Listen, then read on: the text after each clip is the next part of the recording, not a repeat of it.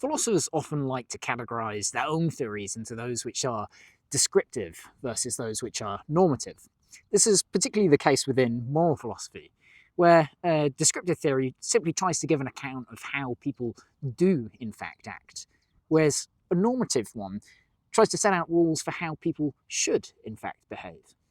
But we can think of this distinction also in terms of language.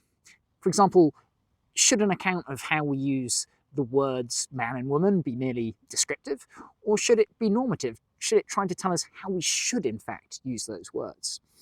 We can think also of the electron and how that term, what it points to, has changed so much over the last 100 and 150 years.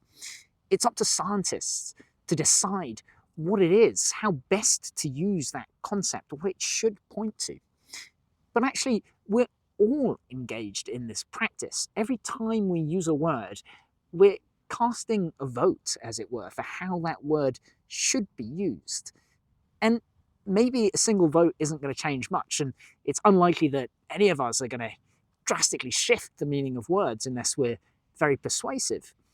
But I think it's important to remember that when we're talking, we're not just adhering to a rule book of how to use words. We're actually determining those rules.